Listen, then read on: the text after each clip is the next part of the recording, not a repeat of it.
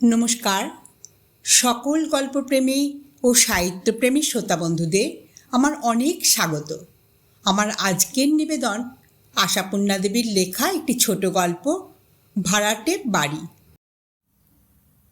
অবশেষে বাড়ি মিলেছে, মনের মতো বাড়ি। ভাড়াটে বাড়ি যে আজকাল আর পাওয়া যায় না, একথা কচি ছেলেটাও জানে। তবু দীর্ঘকাল ধরে কচি ছেলের বাড়া বায়না করে এসেছে রমলা। এ বাড়ি থেকে উঠে সে যাবেই যাবে। এই অসাধ্য সাধনের সাধনায় একদিন একটি স্বস্তি দেয়নি সুরেশকে। উঠতে বসতে খেতে শুতে বাড়ি বাড়ি করে পাগল করেছে তাকে। এই বাড়িটার যে কী কী অসুবিধে এ শুনতে শুনতে মূল তালিকাটা মুখস্থ হয়ে গেছে সুরেশের। তাছাড়া ছোটোখাটো অসুবিধের নতুন নতুন ফিরিস্তি রোজই প্রায় যোগ হচ্ছে। বললে কেউ বিশ্বাস করবে কিনা জানি না, গত 2 বছরের মধ্যে সুরেশ একটা ছুটির দিন একটা বন্ধুর বাড়ি বেড়াতে যায়নি, একদিন মাছ ধরতে ছুটিনি, তাস খেলেনি, দাবা খেলেনি, সিনেমা থিয়েটার দেখেনি, এমনকি দুপুরবেলায় বিছানায় একটু গা গড়ায়নি। সকাল নেই, সন্ধে নেই, দুপুর নেই, শুধু বাড়ি খুঁজতে বেরিয়েছে। অর্থাৎ রমলা বার করে ছেড়েছে। রমলার কাজ হচ্ছে অবিরত খবরের কাগজের বাড়ি ভাড়ার বিজ্ঞাপন কেটে জড়ো করা, আর তার নির্দেশে সুরেশকে ঠেলে ঠেলে পাঠানো। সুরেশের লাভের মধ্যে এই ছুতে বৃহত্তর কলকাতার প্রায় সকল পথঘাট মুখস্থ হয়ে গিয়েছে তার। কারণ বাড়ি সম্বন্ধে রমলার দিক বিদিক জ্ঞান নেই।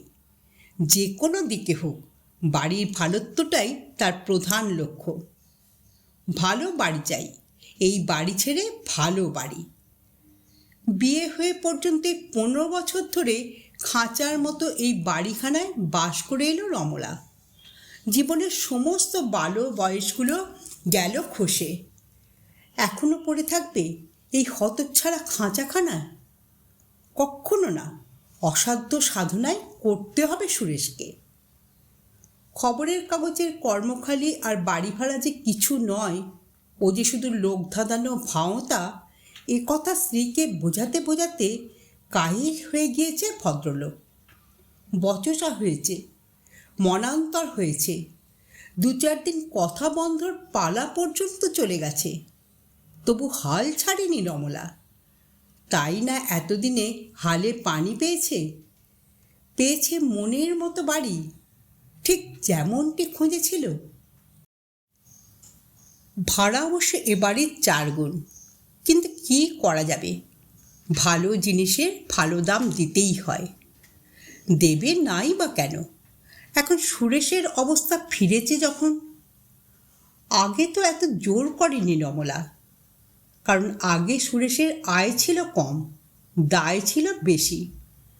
এখন পালাটা উল্টেছে। এখন সুরেশের পরপর 2টি আইবুড়ো বোনের বিয়ে দিয়ে ফেলে দায়টা গেছে। কর্মজগতে এক আকস্মিক উন্নতিতে আয়টা বেড়েছে। রমলারই বা তবে দাবি বাড়বে না কেন? আজই সন্ধেবেলায় যেতে হবে। আজকের দিনটা শুভ। আজ আর এক তিল সময় নেই রমলার। কত গোছ, কত ব্যবস্থা, কত আয়োজন। সুরেশের মায়ের আমলের সংসার পরে এসেছে রমলার হাতে। কত দিনের কত সঞ্চয় জমা হয়ে আছে এখানে সেখানে। ভাড়ার ঘরে, রান্নাঘরে, শোবার ঘরে, তাকে, কুলুঙ্গিতে, ঘুলঘুলির মধ্যে। জিনিসের চাইতে জঞ্জাল বেশি, আবশ্যকের চাইতে আবর্জনা। এ বাড়িতে যেসব কুলোডালা, ঝুড়ি চুপড়ি, প্যাকিং কাঠের বাক্স, চটের পর্দা বেমালুম খাপ খেয়ে দিব্যি মানানসরি হয়ে বাস করেছিল, তারা হঠাৎ বাস্তুহারা হয়ে পড়েছে। ওদের ত্যাগ করো, ওরা বাতিল, ওরা ও বাড়িতে অচল। আরও কতগুলো জিনিস আছে, যেমন রংচটা আসবাব, ধোঁয়া ধরা ফটো, ডালা ভাঙা ক্যাশ বাক্স। ওগুলো নিয়ে যে কী করবে সেই সমস্যা। এসবই কি চালানো যাবে ও বাড়িতে? সে বাড়িতে মোজাইক করা মেজে, সিনেমা স্টাইলের জানালা, রাস্তার পর ঘর পিছু আলাদা আলাদা ঝুল বারান্দা। এসবের জন্যেই আরও খাটুনি আর চিন্তার অন্ত নেই। ভাবি বাড়ির জানালা দরজার জন্য অনেক দিন থেকে বাহারি বাহারি পর্দা করে রেখেছে রমলা, বাহারি টেবিল ঢাকা। কিন্তু আসবাবপত্র তো সত্যি কিনে রাখতে পারেনি এক সেট। যাক, আস্তে আস্তে সবই কিনবে, ঘোড়া যখন হয়েছে চাবুকও হবে। এখন শুধু বর্জনের নির্বাচন। সকালবেলাটা আবার ছোট ননদ এসে খানিকটা সময় খরচ করিয়ে দিয়ে গেল। কাছেই থাকে, পাড়ার মধ্যেই শ্বশুরবাড়ি। ইচ্ছে হলে বেড়াতে আসে। এরা দূরে চলে যাচ্ছে বলে ম্রিয়মাণ মুখে দেখা করতে এলো। ম্রিয়মাণ হবে বই কি, মস্ত একটা সুখ চলে গেল তো ওর। মন কেমন করলেই বাপের বাড়ি বেড়াতে আসতে পাওয়া কি সোজা সুখ? ওর ধরন ধারণ দেখে রমলা মনে একটু রাগ আনতে চেষ্টা করলে। ভাবলে, জগৎটা কি স্বার্থপর! এই যে আমরা এখানে কত কষ্ট পোহাচ্ছিলাম, এখন কত ভালো বাড়িতে থাকতে যাচ্ছি, তা একটু আনন্দ নেই। নিজের সুবিধেটুকু চলে যাচ্ছে, সেই দুঃখেই কাতর। কেন রে বাপু, রমলারা তো আর কলকাতা ছেড়ে চলে যাচ্ছে না। পায়ে হেঁটে আসতিস, না হয় 2 আনা ট্রাম ভাড়া খরচা করে যাবি। কিন্তু রাগটায় তেমন জোর পেল না। সেই যে মেয়েটা খাবার টাবার সব ঠেলে সরিয়ে রেখে শুধু এক পেয়ালা চা খেয়ে কেমন যেন শুকনো শুকনো মুখে উঠে গেল, সে মুখটা যেন কিছুতেই চোখের সামনে থেকে সরতে চাইছে না। শাশুড়ি মারা যাবার সময় নেহাত ছেলে মানুষ ছিল মেয়েটা। রমলাকে অনেক আবদার পোহাতে হয়েছে। এই তো সবে 2 বছর বিয়ে হয়েছে। যাবার সময় এঘর ওঘর ঘুরে গেল। ফেলে দেওয়া জঞ্জলের স্তূপ থেকে বেছে বেছে নিজের ছেলেবেলাকার তুচ্ছকে 2-1টা সঞ্চয় নিল আঁচলে বেঁধে।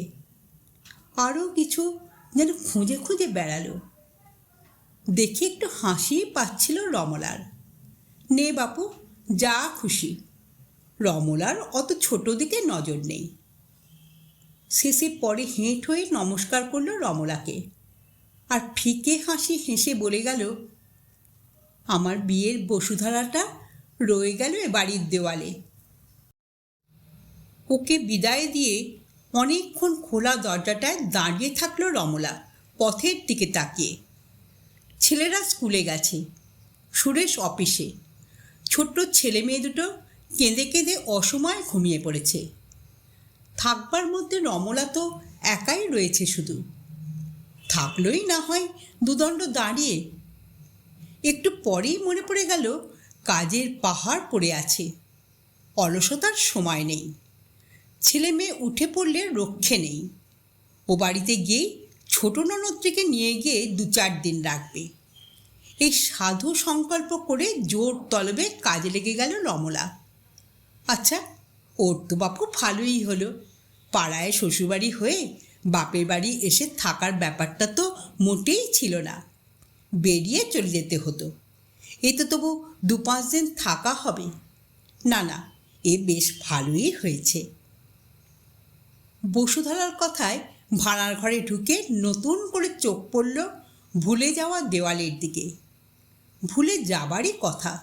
ধোঁয়ায় ধুলোয় কুৎসিত বিবর্ণ ওই দেওয়ালগুলোকে দেওয়াল বলে মনেই হয় না।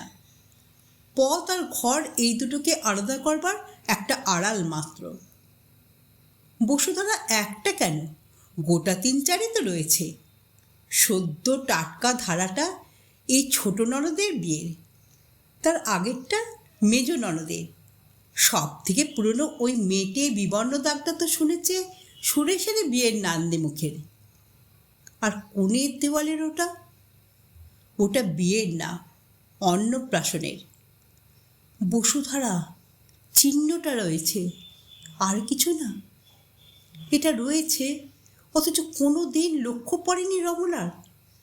সারা বেলা ভাড়ার ঘরে বসে কাজ করেছে কতদিন, তবুও না কিন্তু দেওয়ালের এই চিহ্নটা ছাড়া আর কোথাও কোনো চিহ্নই তো নেই।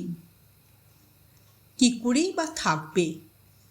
12-13 বছর ধরে একটা 7 মাসের ক্ষুদ্র শিশুর কোন চিহ্নটুকুই বা জিইয়ে রাখতে পারে মানুষ? তারপরে আরও 2-4টি সন্তান যার কোলে এসেছে।